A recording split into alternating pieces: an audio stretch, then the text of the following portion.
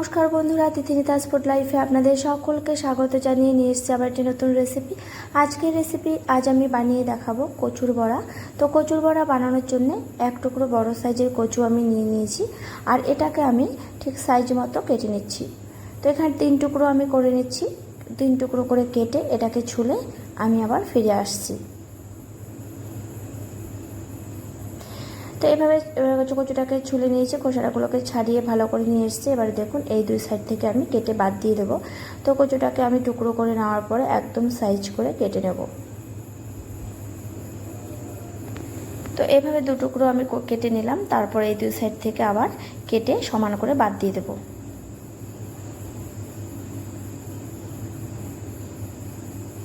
তো 2 টুকরো কচুটাই আমি এভাবে সমান করে কেটে নিচ্ছি। এবারে এগুলোকে কেটে সমান করে নেওয়ার পরে এবারে দেখুন এইভাবে একটু তেঁচড়া করে কেটে নেব। তো এক সাইডটা এরকমভাবে যেমন তেঁচড়া করে কেটে নিচ্ছি, ঠিক উল্টো দিকটাও আমি একই রকমভাবে এভাবে তেঁচড়া করে কেটে নেব। তো চলুন পুরো রেসিপিটা আপনারা দেখতে থাকুন, আশা করি আপনাদের ভালো লাগবে।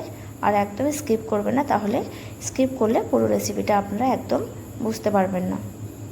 তো এভাবে তেঁচড়া করে কেটে তো ঠিক 2 সাইডটা এভাবে কেটে নেব আমি এবারে। তো এক সাইডটা একদম কাটা হয়ে গেছে, এবার উল্টো সাইডটাও এভাবে ঠিক একই রকমভাবে কেটে নিচ্ছি।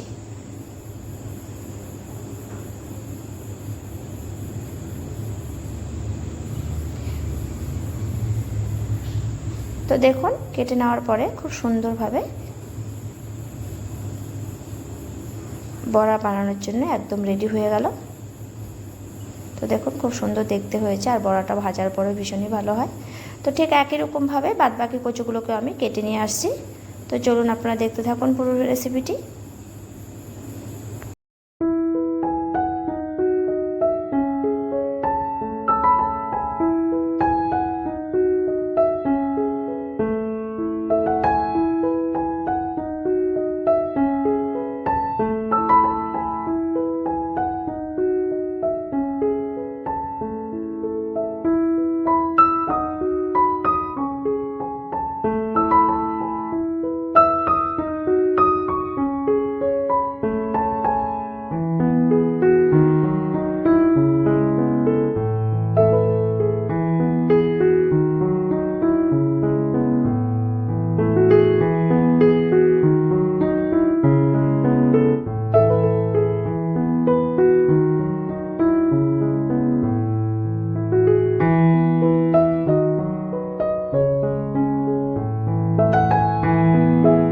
তো একই রকমভাবে সবগুলো কচু এভাবে আমি কেটে নিলাম।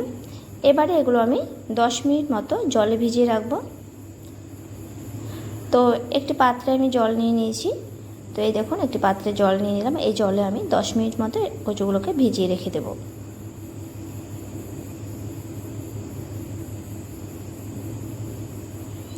তো এভাবে আমি কিছুক্ষণ ভিজিয়ে রাখার পরে তারপরে এগুলোকে আমি নিংড়ে নেব। তো এই কচু বড়া বানানোর জন্য যে যে উপকরণগুলো লাগবে, এখানে নিয়ে নিয়েছি কাঁচা লঙ্কা, আর রয়েছে এখানে ধনে গুঁড়ো, আদা। এখানে 6-7টা আমি কাঁচা লঙ্কা নিয়েছি, আপনারা যেমন ঝাল খাবেন। তো কচুর বড়াতে একটু ঝালটা বেশি হলে ভালো হয়। তো দেখুন 10 মিনিট বাদে ভিজিয়ে রাখা কচুগুলোকে নিয়ে এসে রেখেছি। এই দেখুন একদম এই জল থেকে এই কচুগুলোকে নিংড়ে নিচ্ছি। তো সবগুলো কচু এভাবে জল থেকে নিংড়ে নিয়ে তারপরে যে ব্যাটারটা আমি তৈরি করব, সেই ব্যাটারে ডুবিয়ে কচুগুলোকে ভেজে নেব।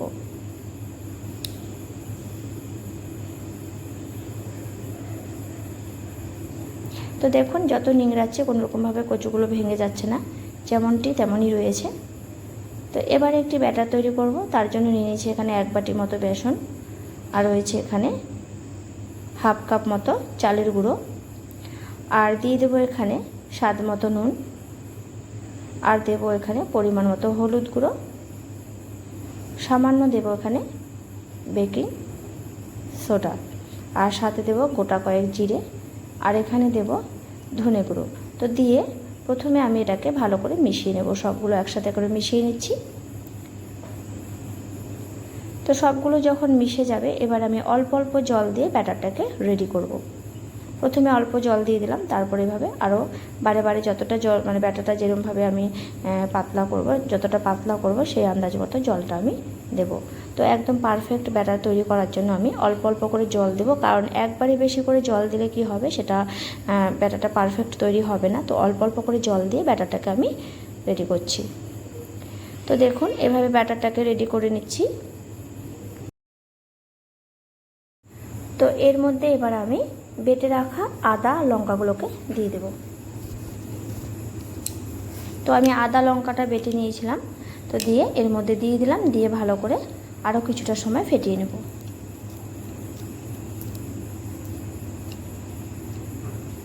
ব্যাটারটা যদি ঠিকঠাকভাবে তৈরি হয় তাহলে বড়াগুলো ভাজার পরে খুব সুন্দরভাবে ভাজা হয় আর খুব ভালোভাবে বেশ মুচমুচে বড়াগুলো হয়। তো এই যে একটি আমি কচু এখানে ব্যাটারের মধ্যে ডুবিয়ে আপনাদেরকে দেখিয়ে দিচ্ছি। তো এদিকে আমি কড়াই বসিয়ে দিয়েছি তেল দিয়ে, তো তেল প্রায় গরম হয়ে এসছে। এবার আমি একে একে কচুর বড়াগুলোকে তেলে ভেজে নেব। তো এদিকে তেলটা আমি সরষের তেল দিয়েছি, আপনারা চাইলে সাদা তেল দিয়ে করতে পারেন। যেহেতু আমি কচুর বড়া করছি তো সেই জন্য আমি এখানে সরষের তেলটা ব্যবহার করছি। আর এই বড়াটা খুব হালকা আঁচে ভাজতে হবে, না হলে উপর থেকে ভাজা হবে, ভেতরটা ভালো করে সেদ্ধ হবে না। তো খুব ভালোভাবেই এটাকে হালকা আঁচে ভাজতে হবে। তো একটু সময় ধরে ভাজলে ভেতরটাও খুব সুন্দরভাবে সেদ্ধ হয়ে আসবে। আর এখানে আমি বেকিং সোডাটা এ কারণে দিয়েছি, হলুদের সাথে সামান্য বেকিং সোডা দেওয়ার পরে দেখবেন বড়া বলুন, যে কোনো চপ বলুন, তেলে ভাজা যে কোনো পকোড়া বলুন, খুব সুন্দর একটা কালার আসে। তো সেই কালারটার জন্য আমি এখানে সামান্য বেকিং সোডাটা ব্যবহার করেছি। তো সবগুলো কচুর বড়া এভাবে আমি ভেজে তুলব। তো আশা করি রেসিপিটি আপনাদের অবশ্যই ভালো লাগবে। তো এভাবে একবার আপনারা বাড়িতে ট্রাই করে দেখবেন, তো ভীষণ ভালো লাগবে রেসিপি। তো পুরো রেসিপিটা আপনারা দেখবেন, একদমই স্কিপ করবেন না, তাহলে খুব ভালোভাবে বুঝতে পারবেন।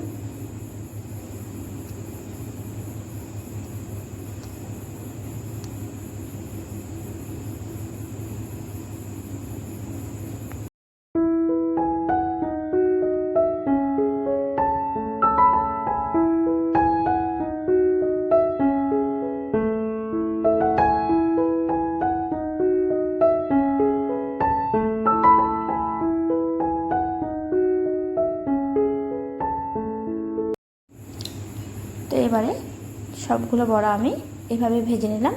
তো এবারে আমি বড়াগুলোকে নামিয়ে নিচ্ছি।